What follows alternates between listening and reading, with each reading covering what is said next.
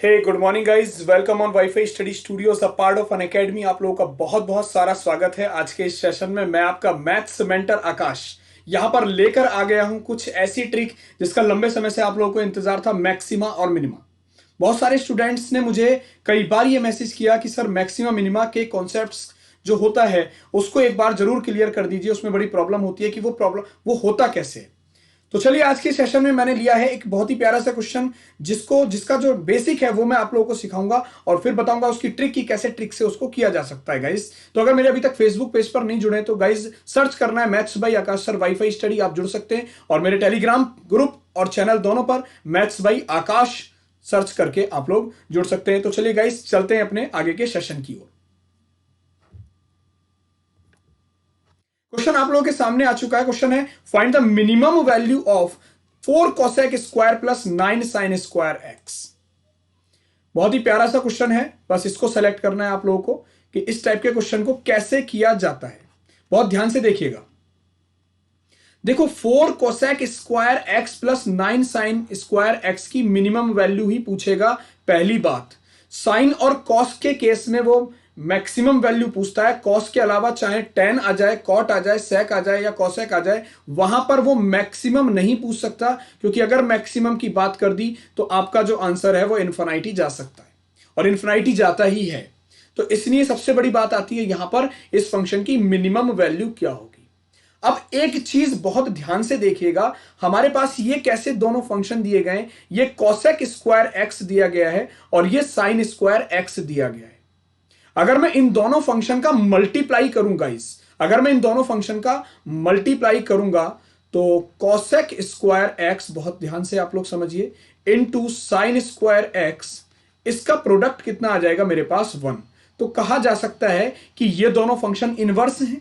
ये दोनों फंक्शन जब इनवर्स हैं तो इनके मल्टीप्लाई में अल्फा से अल्फा कैंसिल, अल्फा तो कोई मिलने नहीं वाला। तो दैट मीन जब मैं प्रोडक्ट करूंगा तो अल्फा मिलेगा नहीं, तो बात किसकी हो जाएगी, कॉफिशिएंट रिलेटेड ही बात चलेगी, बस कि 4 और 9 का ही कुछ ना कुछ रिजल्ट मिल सकता है। तो जब कभी भी ऐसा रिजल्ट आप लोगों के सामने आता है गाइस कि किन्हीं दो नंबर का प्रोडक्ट या किन्हीं दो टर्म का प्रोडक्ट आप 1 के इक्वल बोल दें या कांस्टेंट प्रोडक्ट है, तो हम कह सकते हैं कि उसका जो इन दोनों टर्म्स का जो अरिथमेटिक मीन है, दैट मीन्स एम है, greater than and equals to GM, geometric mean. ये रिलेशन होता है गाइस। जब इस तरीके का आपके सामने रिजल्ट आएगा तो आप ये बोल सकते हैं कि इन दोनों टर्म का जो अरिथमेटिक प्रोडक्ट है, अरिथमेटिक मीन है, वो बड़ा होगा और बराबर होगा इसके जीएम, ज्योमेट्रिक मीन, गुणोत्तर माध्य के।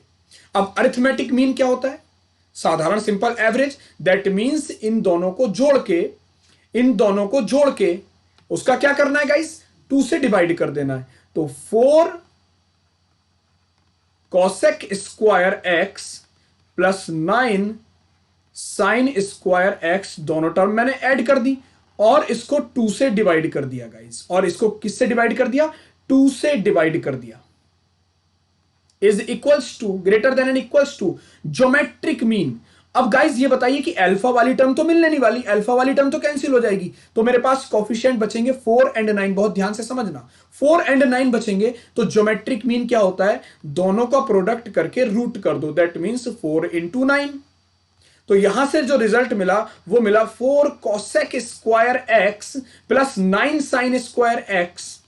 ये 2 मल्टीप्लाई में पहुंच जाएगा, कह सकते हैं greater than equals to 2 root 36। 36 का मतलब होता है 6, तो 2 इंटू 6, दैट मीन्स आंसर आ जाएगा आपके पास 12। आंसर क्या आ जाएगा गाइस, 12। तो आप लोग इस बात को ध्यान से समझ लीजिए, अगर आपके पास कोई ऐसा रिजल्ट है कि a sine square x plus b cosec square x और इसकी मिनिमम वैल्यू पूछे, तो आप लोग मिनिमम वैल्यू इसकी बता देंगे गाइस कितना, under root 2 root a b, 2 under root a b, ये इस फंक्शन की मिनिमम वैल्यू हो जाएगी गाइस। तो होप सो आपको सारी चीजें समझ में आ गई होंगी कि क्यों मैंने ऐसा किया है और किस तरीके से ऐसा आया है। तो अरिथमेटिक प्रोग्रेशन और ज्योमेट्रिक प्रोग्रेशन के बिहाफ पर, दैट मींस अलजेब्रा के बिहाफ पर मैंने आपको ये फंक्शन समझा दिया। अब इस तरह के क्वेश्चन एग्जाम में क्या क्या बनते हैं इस बात को भी समझ लीजिए गाइस आप लोग। एग्जाम में आप लोगों के साथ जो क्वेश्चन बनेंगे, आपको tan के साथ साथ cot का रिलेशन दे देगा, तब भी आप लोगों को यही चीज फंक्शन यूज करना है। cos के साथ साथ sec का रिलेशन देगा, तब भी आपको यही फंक्शन यूज करना है। दैट मीन्स इनवर्स फंक्शन जब भी देगा तो आपको यह फॉर्मेट यूज करना है मिनिमम वैल्यू के लिए, 2√ab। इसके अलावा कोई और फंक्शन आप लोग यूज नहीं करेंगे, किसी भी तरह की गलती नहीं करेंगे।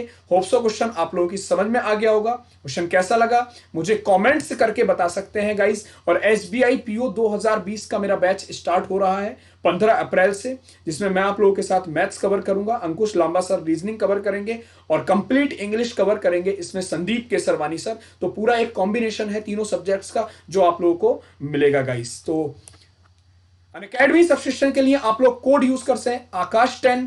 एसएससी सीजीएल मेंस की क्लासेस स्टार्ट हो चुकी हैं गाइस, और बैंकिंग एसबीआई पीओ का बैच 2020 स्टार्ट होने जा रहा है। तो इस सबको आप ज्वाइन कर सकते हैं, कोड यूज करेंगे अनअकैडमी पर आकाश 10। Already rail